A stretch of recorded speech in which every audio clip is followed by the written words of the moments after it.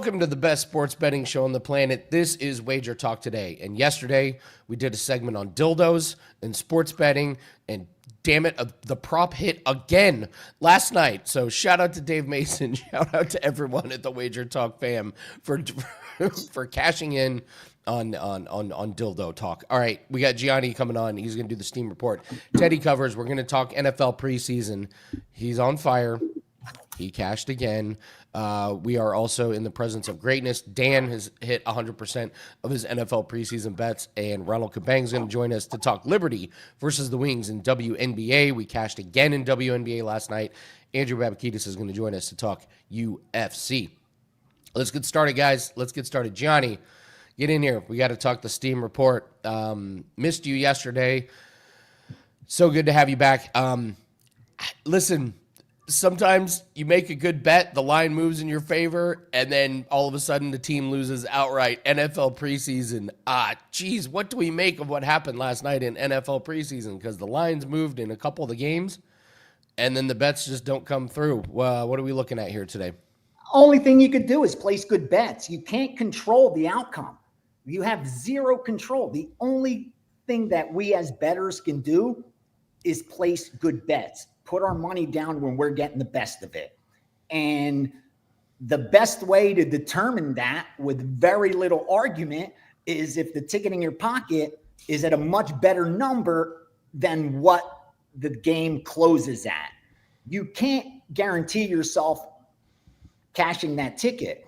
But if you're able to do that over and over again, you are a mathematical certainty to be profitable, to be in that 0.5% that actually makes money betting sports, because you've proven to be able to get out ahead of the market. If you're laying -1 on Cincinnati, like I did yesterday, and the game goes off at 6.5, I can't control if they're going to go out there and the ref blows a call if they fumble the ball for a 99-yard, return. Yes. Like all the random stuff that happens over a 60-minute game when you have that many moving pieces. There's 50 plus human beings on both sides of an NFL field. So you have over 100 moving pieces that you have to determine how they're going to react during that hour of that day. Like, that's very hard to do. We're not psychics, but as sports bettors, we can find inefficient lines, and the market proves whether we were good at that by where the line closes. So if we're able to do that over and over again, we will be profitable. But again, having CLV doesn't guarantee you a winning bet. It guarantees you placed a good bet. And if you're only betting today, then none of that matters. If you're only placing one bet in your life, the only thing that matters is cashing that bet. Closing line value doesn't matter. Nothing matters except cashing that bet. But if you're going to bet again tomorrow and the next day and the year after that, then rest assured what ultimately matters is whether you placed good bets or not. Perfect example. I'll dive right in. Tonight in the NFL, I'll tell you what I already gave out. I gave my subscribers New England -2. Okay. New England's -6.5 right now. I can't place a better bet than that. It's probably going to go to 7. So we're going through the key numbers right there. Very key numbers in preseason, especially when you're looking at a total that isn't above 40. Like, my job's done now. They have to go out there and do theirs. I can't do that part for them, but I can control what bets I place. Just like I'll give you the other one, Cleveland, Carolina. We went under 34.5, under 34. It's now 33. Again, if it goes off at 32.5, 32, I'll be very confident I placed a good bet. But again, that doesn't assure me winning tonight. It assures me if I'm able to repeat that over and over again, I will have a great NFL season. So far, so good. So let me give you that NFL steam real quickly. New England -2, under 34. I gave you that all the way down to 33, actually, in the Cleveland, Carolina.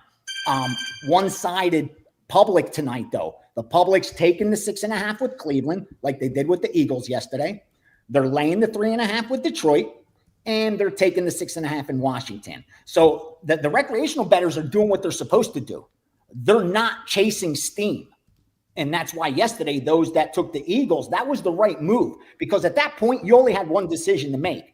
Are the Eagles at +6, 6.5, whatever it was? I was at the UFC, so I didn't see the closing line.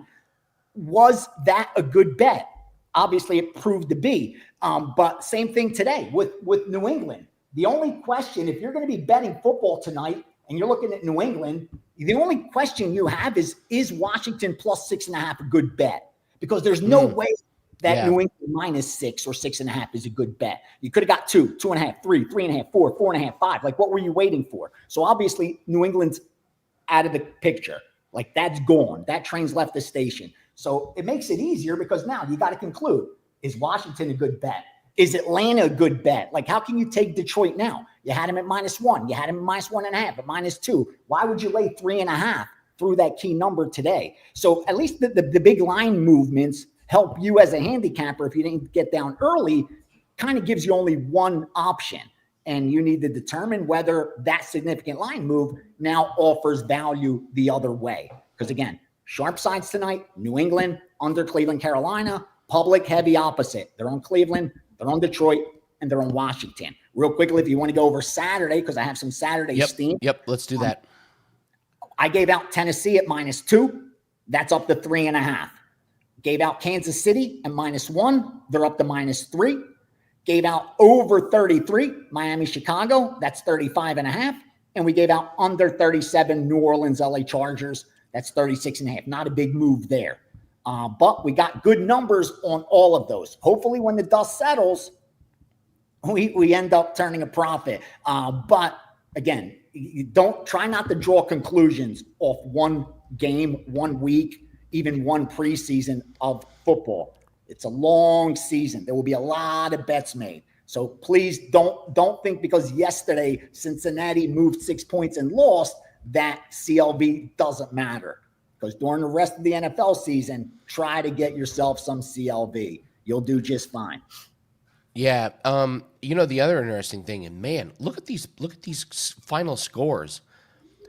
24-16, 34-27, 23-23. They are not going over. They are obliterating the over. Are there adjustments to make in the totals for NFL preseason right now? I think so, because you're seeing higher numbers and it's still, like you said, going over. I remember a time, Andy, you would see 33 would be the high. You know what I mean? Like every preseason total, especially early on, pre-week 3, where it's the more or less the, where their dress rehearsal, you're looking at real low totals, all below 35. Like to see 37s, 38s just didn't happen. So you're seeing the market become more efficient with the preseason totals, but I still think it's the changed game. Like, we're seeing points. There was a time where you saw 50, 51 in the NFL, you went automatically under. Now you see 55s, 57s. It's not as rare, but a lot of it has to do with all the rule changes, protecting the quarterback. They want points. They want the way they create the rules is how they're pushing the game. Where they think you touch a wide receiver, it's a penalty. Exactly. Automatic first down. Exactly. Because we want to see points. People want to see points. They want fantasy points too. Listen, believe it or not, the NFL, they're thinking along these lines. They have to be. Look at every commercial sponsored by a sports book now. If they're not considering the sports betting side of it, we'd be lying to ourselves. Yeah. Never forget Tony Romo once got in trouble for wanting to be at a fantasy football seminar in Las Vegas. That's awesome. My, how times have changed. That's awesome. It's funny. Let's take a look at Steam Report. If you got anything in WNBA, you got anything for MLB? Nothing in WNBA. I have 1-4% best bet. I'm doing really good in WNBA. I've been very, very selective. I've given only 4. This will be the 40th WNBA bet. 67% on them, over 30 plus units of profit, 29% ROI. So they don't come along often, but when they do, and they're confirmed when multiple groups hit the same side, I feel very good. We only have one of those tonight. It's up at WagerTalk.com. If you're interested, you can check out on my page. The only other thing I can tell you about the WNBA is that, where was that Seattle side? Seattle's, I see movement on the total. I see a little movement on the side with Vegas and Seattle. Yeah, and they're on the public money is so far, at least, on Vegas and the under. And the move seems to be going opposite that, right? From what I can tell. Oh, no, Vegas is up to 1.5, 2. So the public's on Vegas and they're on the under, but I'm seeing the total climb. So you have a difference of opinion there. as far as the over and the under goes. Everything else is just baseball. Again, it's a little early, but we do have some baseball. You want to get into that real quickly? Yeah. Let's do baseball real quick. All right, here's what they bet already. Some overnights and early this morning. 9:03 Miami, -110, -120. No surprise, fading the Atlanta Braves. I think everybody's doing that right now. 9:08 St. Louis, +135. 9:14 Yankees, +105. Yankees even money. And what sticks out with that the most is public money one-sided opposite the Yankees. They are fading the Yankees today. That's what the public's doing. Guys disagree. Under 8.5 Cleveland White Sox, game 919, game 922, over 8 up to -130. KC Minnesota, also opposite public money, which seems to be betting that one under. And finally, Tampa Bay down to +115, another opposite public side. So Yankees, Tampa Bay, and the over in KC Minnesota are opposite what I'm seeing in the counts from recreational bettors. The most one-sided bets today in baseball that are really sticking out: Cincinnati, Miami, Milwaukee, Cubs, Oakland, KC, Seattle, and Toronto. And more importantly, Cincy, Oakland, KC, and Toronto all opened as betting underdogs.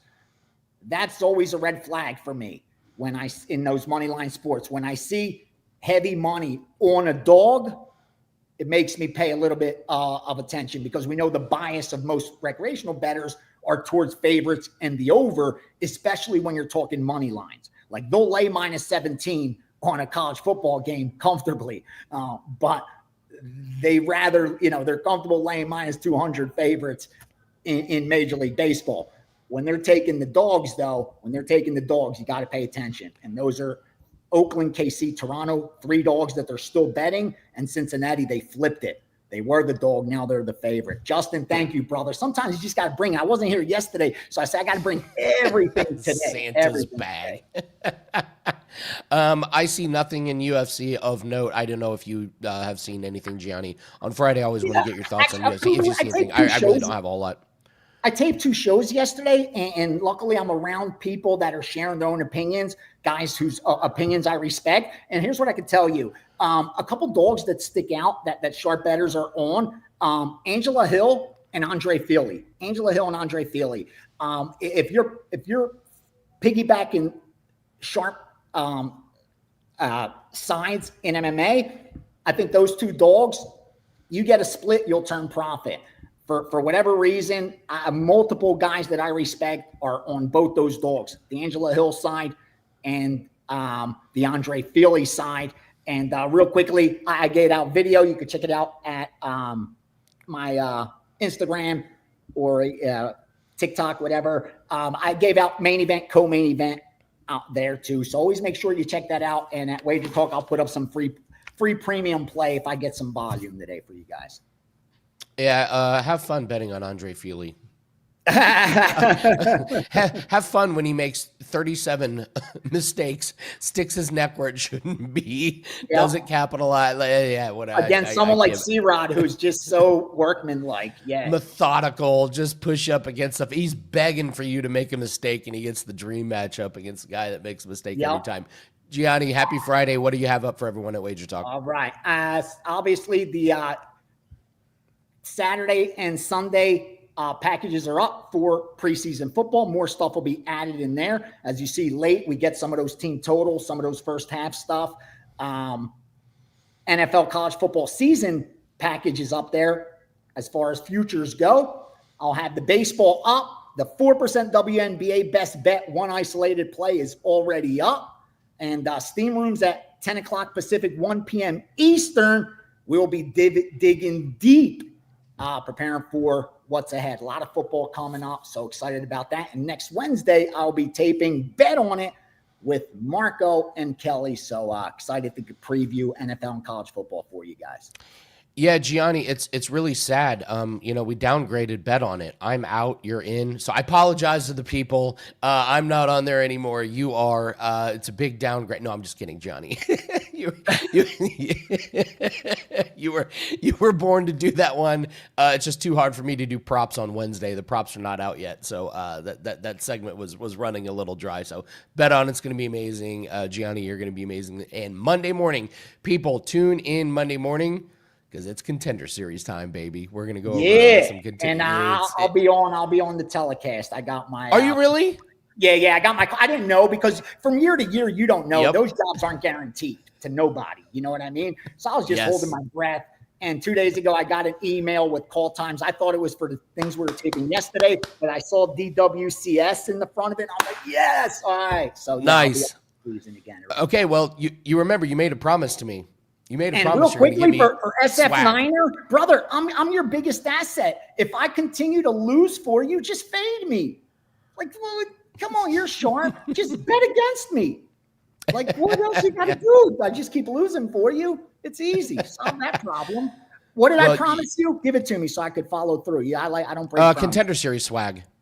Oh yeah, all over it. Absolutely. Size. I'll take anything. Give me a large, extra large, whatever they got. Give me some gloves. I promise you will have DWCS swag straight from Dana White's closet, straight from that closet in the suite, because I'm not going to pay for it. I'm going to have to take a couple shirts. That's great. That's great. Gianni the Greek, everyone, have a great weekend. Let's do this again Monday. Thanks, Gianni. Appreciate it. SF9er, just need better props. No, so we record Bet on it on Wednesday. So Gianni during football season is not going to be on this show on Wednesdays because they're going to be recording Bet on it. The props haven't come out yet. So when I tried to do my prop segment, there just wasn't a lot of props to come out. So I didn't have a whole lot to talk about. So don't worry though. Monday, we're going to be recording, myself and Andrew McGinnis, the props show for Monday Night Football as well as Look Ahead. And then Friday, we will be recording prop show for the weekend of NFL. Don't worry. You're going to get plenty of props. You ain't getting rid of me that easy. Let's bring on Teddy Covers. Teddy, let's recreate what you said to me right before we were recording. I said, man, everybody lost last night. And you said... Not if you're my client. Again, I did the best I can. All you can do is put up the numbers when they're available. And I put up the Raiders when they were plus 1.5. Didn't last long. It was gone Monday morning.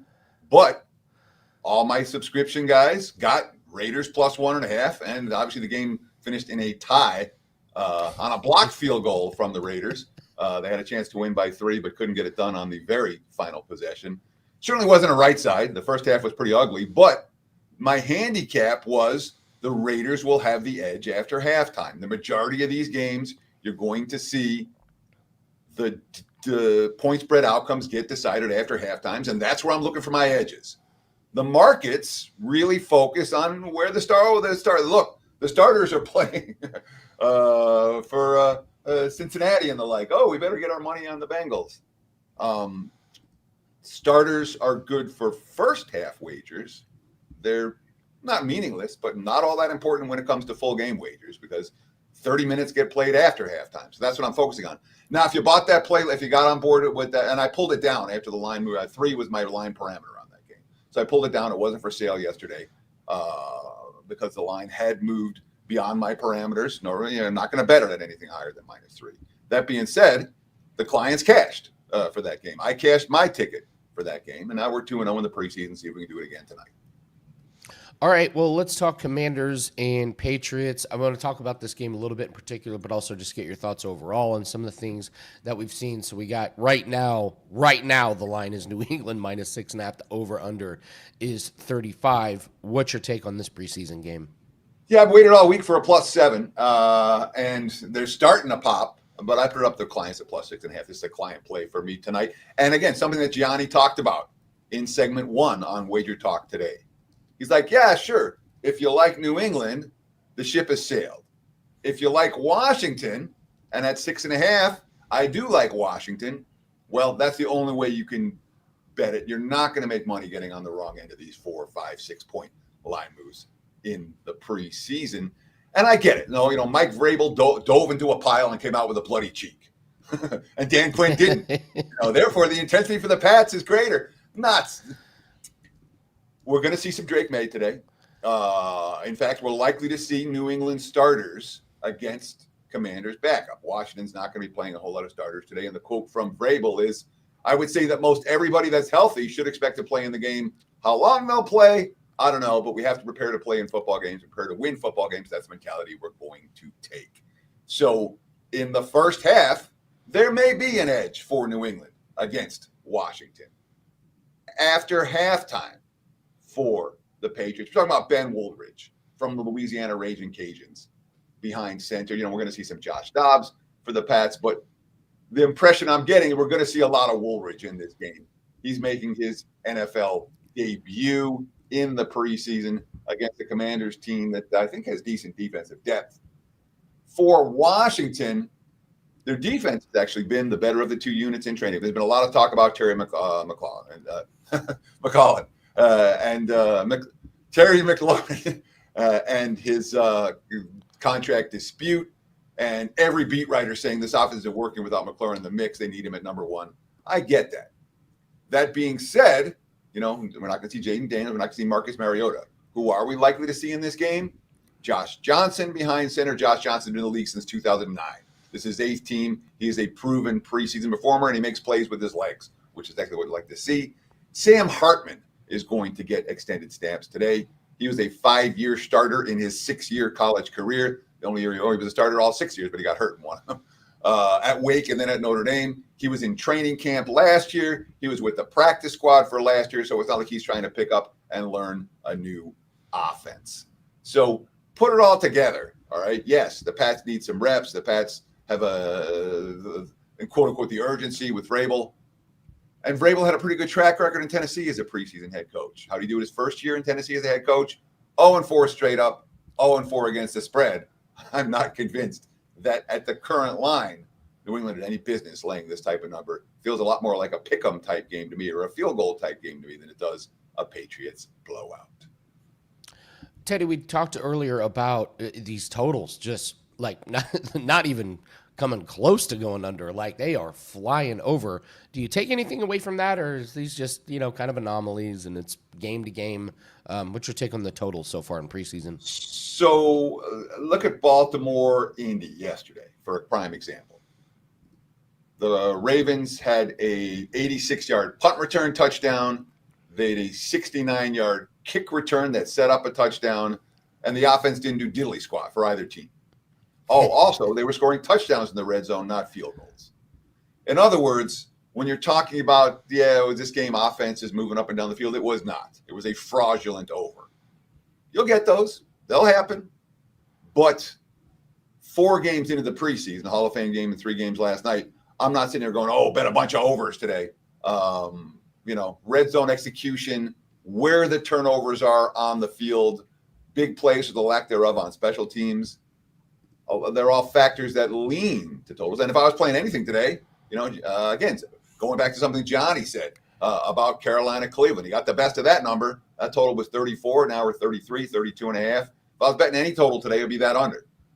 So I would not be afraid to stay away to bet unders despite the early preseason games going forward onto the over. I don't think that is a trend that is suddenly we're going to see a 15-1 to the over this weekend. I don't see that happening.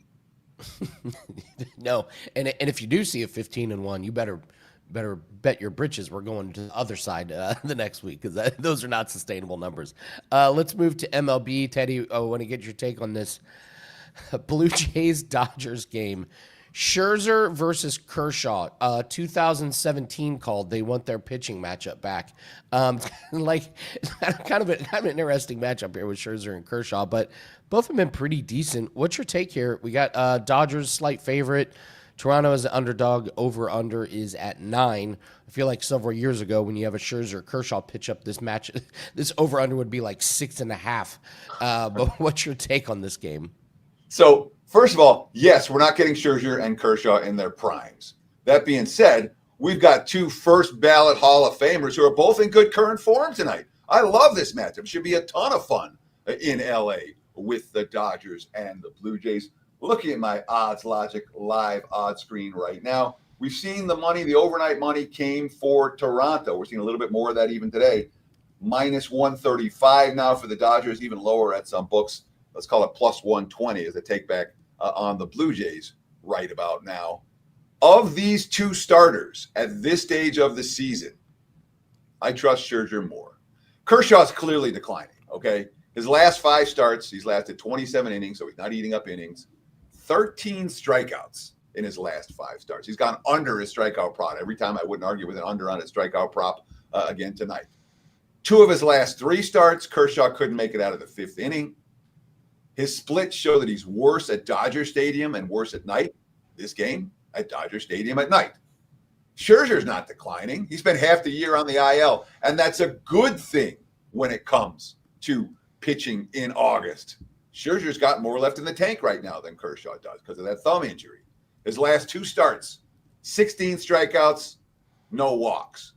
Scherzer's issue is a fly ball pitcher, and he's given up a ton of fly balls. However, Dodger Stadium is a park where fly balls go to die. Last outing versus the Dodgers for Scherzer, by the way, 7 innings of 1 hit shutout ball. So his track record against this team, even at this late stage of his career, is still pretty darn good.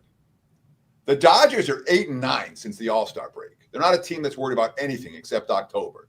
In fact, their last 27 games, the Dodgers laying a price every time pretty much, 10-17. They are burning backers' money, and the urgency isn't there for LA.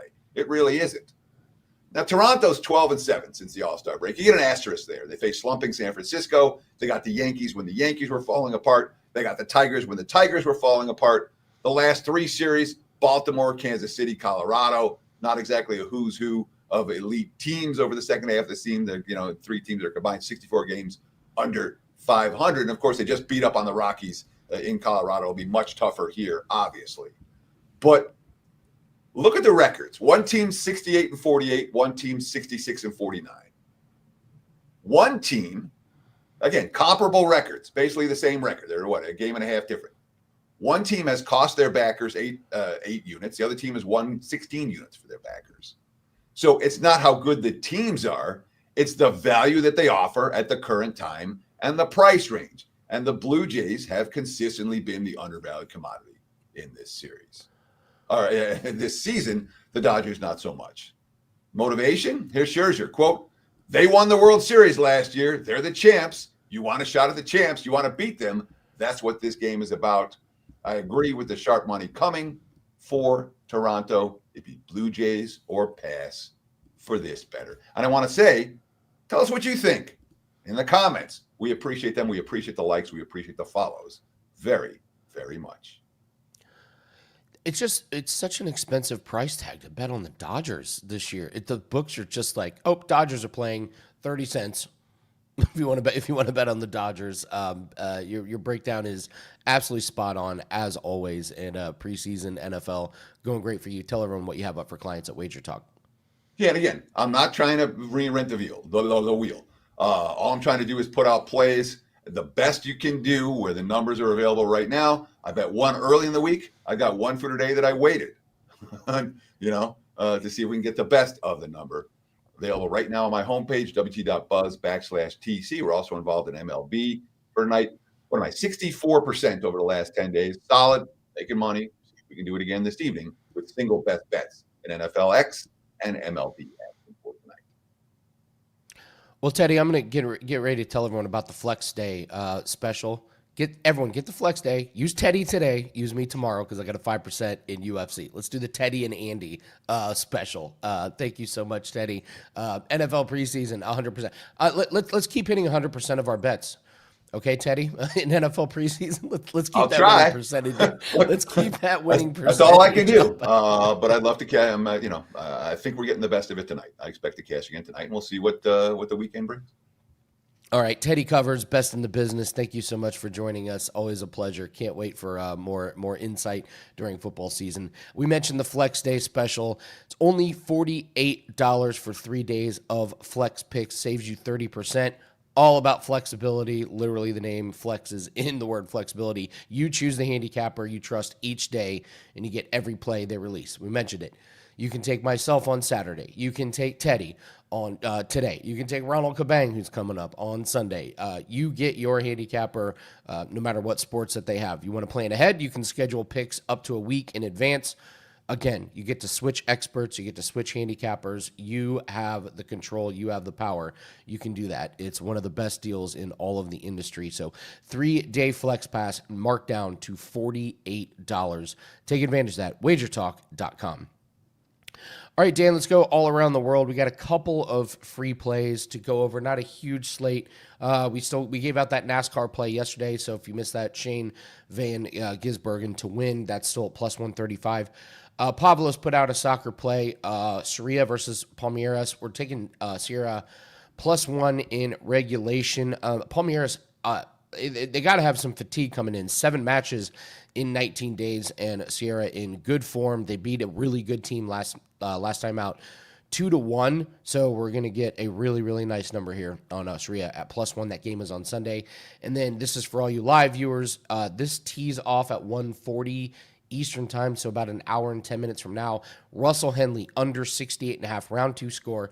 He only needs to shoot -2. He shot -4 yesterday.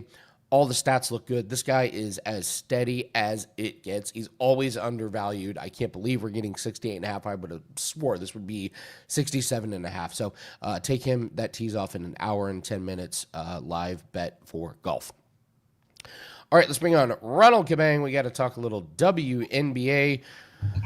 Ronald, I listen, it's 2025. Things are weird. I put out and cashed a same game parlay in WNBA, which if you told me I would be doing that a few years ago, I would have said you're crazy. But here we are, and you continue to keep beating the books and cashing for clients in WNBA. Congratulations on your amazing season here, man.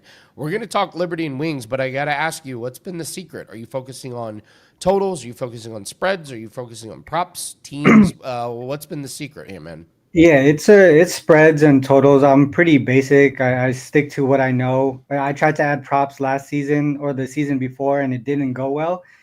So I just removed it, right? Like I just review what I'm doing well, and I continue to do that, which is spreads, totals, and team totals actually have been really solid this year. But yeah, I mean, it just kind of sticking to my guns. I know the WNBA and the NBA are a little bit, I mean, obviously different with how they play. And if you can kind of separate the two games and just adjust to the WNBA game, what actually matters in the WNBA, which is shooting and rebounding, right? You're not going to be able to shoot 80% from within the paint because they're not able to dunk, right? So layups are going to be missed. It's not only Angel Reese; everyone's missing layups. But you just got to adjust and see what stats actually make sense.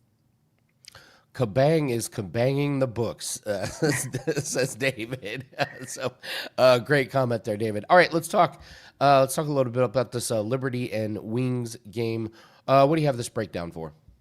Yeah, so I actually have 2 looks on this one. Both of them I actually took just this morning. These 2 teams just played each other a few nights ago in New York. Liberty got the win 85-76, but the Wings covered the spread 11 points, and the game went well below the 176 total. This is actually the 3rd time they faced each other in less than 2 weeks. So pretty familiar with each other. And usually, in situations like that, I like to look towards the under. This is the first game the Wings actually, the first game that they played each other, the Wings actually won outright. And that was the first game that Breanna Stewart was out. She's been injured for the last 5 games. And over the last 5 games, they've really struggled offensively. I think if you look at travel situation, this is also their 5th road game in the last 6 games. So not only travel fatigue, but also just, overall not being able to have your best player on the court. And on the wing side, they've been at home 5 of the last 6 games. So they're on the opposite side as far as travel goes. And if you look at the stats, Liberty offensive rating ranked 10th during that 5-game span without Breanna Stewart. And if you look at historically, they really struggled both offensively and defensively when she's out. If you go back multiple seasons, the Liberty over the last 5 games too, just during this period without Stewie, 1-4 ATS, 4-1 to their team total under. And those are the ways that I'm going here. I think the Wings after the All-Star break, with both Paige and Arike in the lineup, they're 4-2 to the their opponents are actually 4-2 to the team total under. So that's the way that I went with this one. Liberty team total under 91 and the Wings plus 8.5. Ronald, we have a comment. I'm not even going to post it, just saying like WNBA is trash. I will never understand being mad at a sport that you can make money on.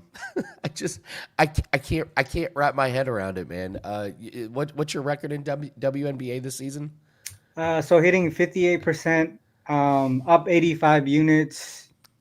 So yeah, I don't know. I like to tell people like it doesn't really like you do a lot of sports that people don't watch. Indy, darts, right? Cricket. Yep. Nobody's watching those, and those are the ones that you want to bet on because the lines aren't as sharp, right? I'm able to take these bets the night before, typically the night before, and get like 2+ points of CLV every day.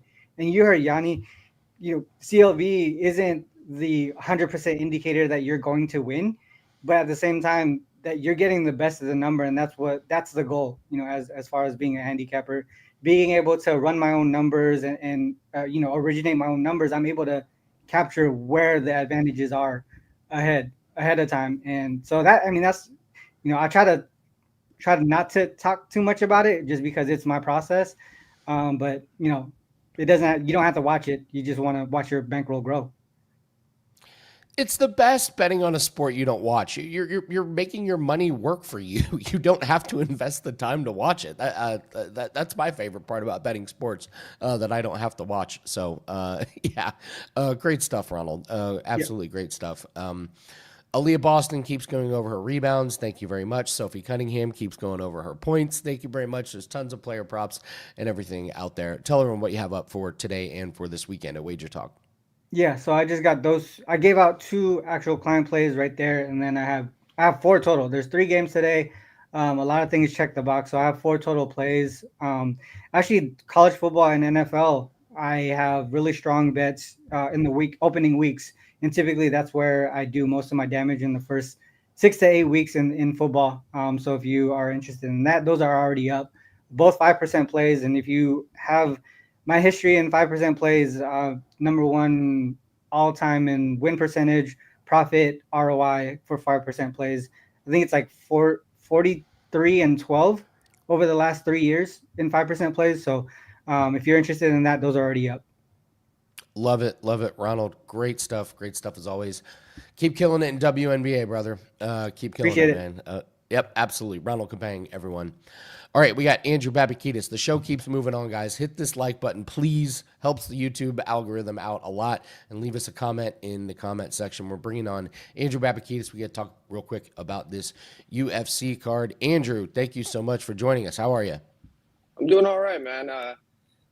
Looking forward to next week's card a little bit more than this week, but, I'm always thankful to have some UFC cards, so can't complain here.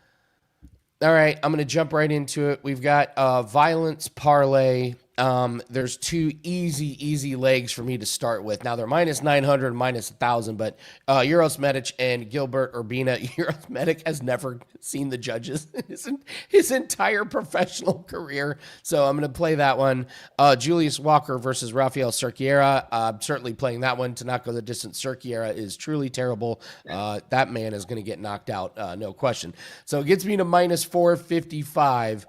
I got to pick another one to not go the distance, and I'm going to go with the Cody Brundage, Eric McConaughey that just got added. It's a Brundage fight. He either quits or he submits the other guy. He literally quits. He's won a couple fights by DQ, which is baffling. So I got Medic and Urbina not to go, Walker and Cerqueira not to go, Brundage and McConaughey not to go. Your thoughts?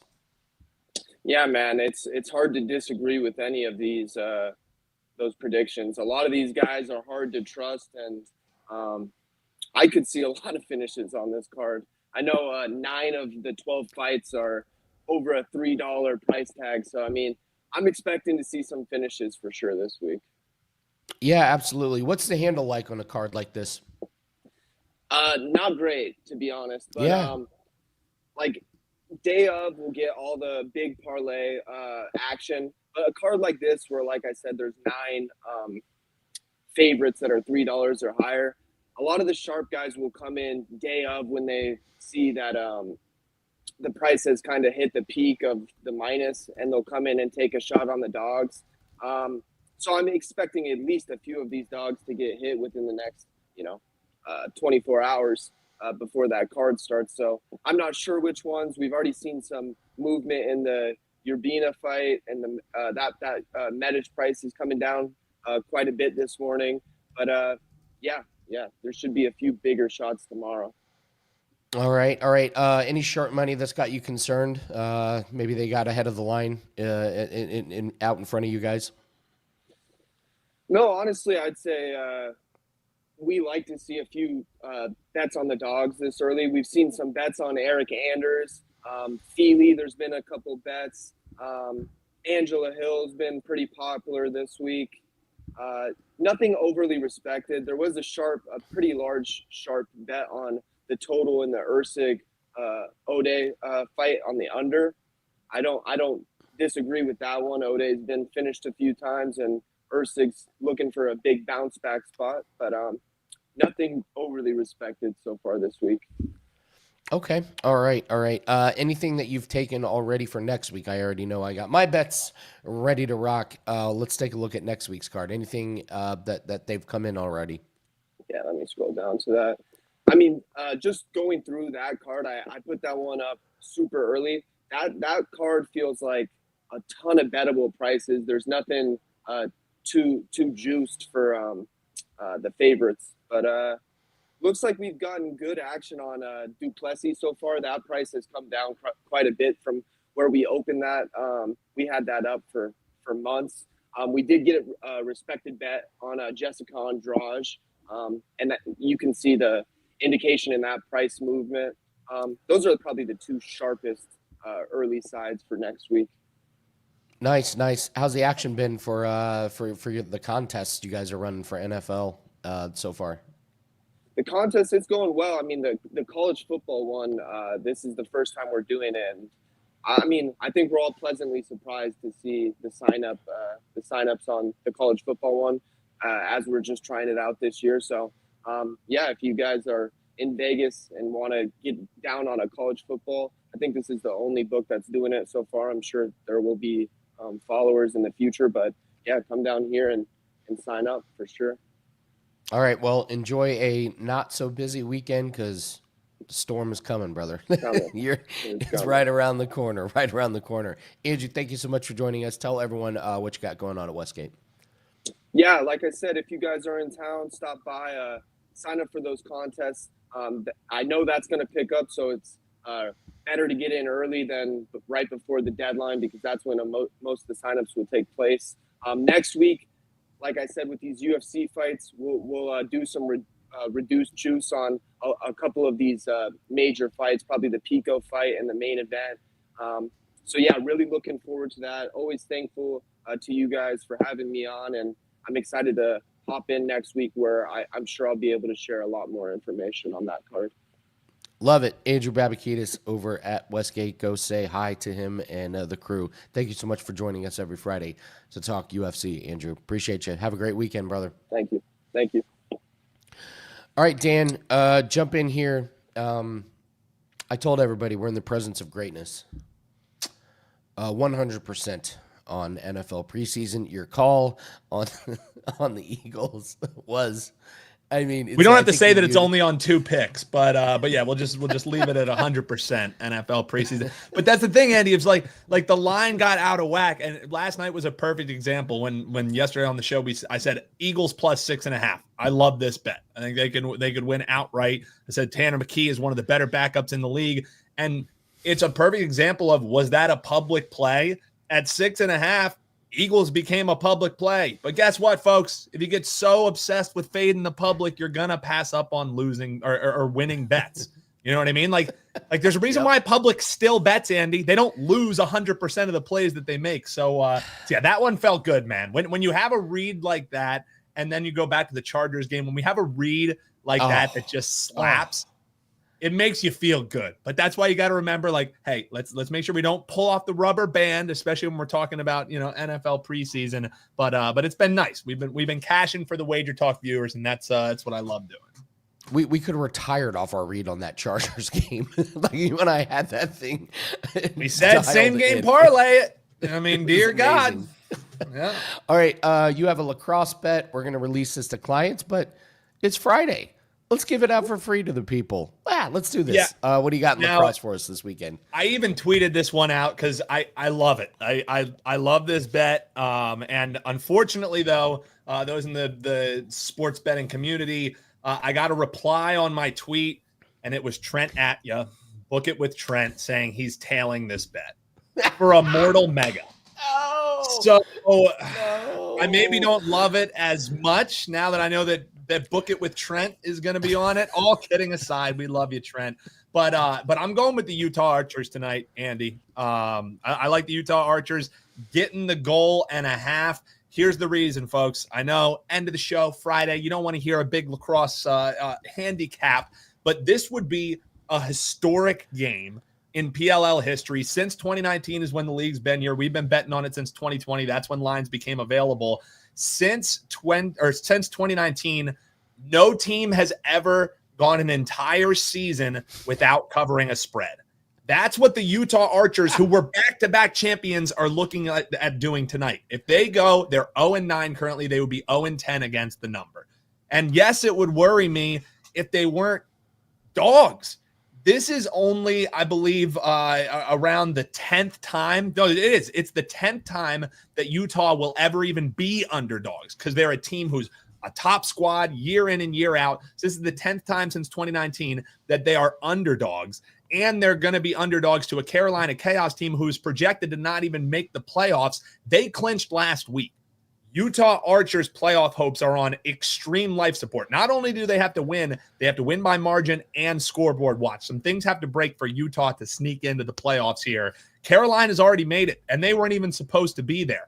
Are they going to play some players? Are they going to have some players, kind of take off if in the second half things get crazy? Maybe, but for me, Andy, give me the goal and a half. Utah Archers, you can shop around. Best price I saw was around like -120, -128. This thing's only going to go north because the Nukenheim has been deployed, Andy. So let's take the goal and a half while we still can. And Trent, please don't screw this one up, buddy. Utah Archers Seriously. +1.5. Game goes at 9 o'clock on Friday. That's the bet, Andy. There you go, Utah Archers. Do you have any strong takes on NFL preseason, or are you just chilling? You just chilling sitting at 2-0? So for me, preseason, it's funny. Like, I feel like my preseason run has been largely correlated with our man Teddy Covers because I produced the great program Opening Line Report that if you're not watching on Monday mornings, 11 o'clock a.m. live, Kelly and Teddy breaking down and getting you on the right side of some line moves, partially why I love that Eagles line move so much. I'm kind of with Teddy that this Patriots line has gotten a little bit out of control here. So Commanders, he came on, he said that was a client play. So I'm not just stealing it from Teddy. This is one that I locked in as well. If there's a 7, no brainer for me, but even at 6.5, give me the Commanders getting that 6.5. It's preseason, folks. Like he said, second half rolls around. That's where point spreads are decided. That back door is going to be swinging wide open in the wind for the Washington Commanders. So that's a bet that I made, Andy. So we're putting it on the line. When we talk on Monday, are we still undefeated in preseason? Time will tell. So it's Utah Archers getting the goal and a half. It's the Commanders getting 6.5. If you can find a 7, even better. We're going to be good. We're going to be good. Awesome stuff, Dan. So we got the Archers +1.5. All right. I have a 5% UFC best bet that is up. You guys should go get that. Dan, can you get that picture ready? I sent you a picture of this. 1 second. So 5% UFC play is up. Go grab it. If you want to take advantage of those flex picks, you can get 3 days of flex picks marked down. All right. As you guys know, I said goodbye to my dog this week. I got a million pet stories. And by the way, I'm here for every single one of them. This one I had to bring up because it is sports betting related. This is my buddy Tom, and this is his dog, and this is what he sent me, Dan. I wanted to get this dog, but he was pretty expensive. I hit a $6,000 payout on Colin Morikawa to win a tournament. The next day, I went and I got this dog, and I named him Colin. So if Colin Morikawa happens to be watching, just know, man, You were solely responsible for my good buddy Tom getting his dog Colin. The dog is named after him thanks to a huge payday. It is an absolutely beautiful husky mix. Shout out to him. Those eyes are absolutely gorgeous. Thought it was just a great story there. Hit a huge bet, go buy a dog. It warms the heart. Yes, Taz. Taz says, "Can I pet that dog?" I bet Colin would love all the loves and pets. Colin as a dog name is also wild, Andy. Colin as a dog. I love dog names that are just human names. I'm hanging out here with Colin. It's great. So yeah, cool story. A great man, a great dog, and another great week of bets. So again, 5% UFC bet is up. Let's cash that thing. Let's keep the winnings rolling. We're coming off a nice win in WNBA last night. Let's have a great weekend, and we're going to do it all over again on Monday. Thanks everybody for reaching out to me. It really does mean a lot. This has been a tough week, but we move forward and we keep it positive. Good luck on all your bets this weekend, and take care.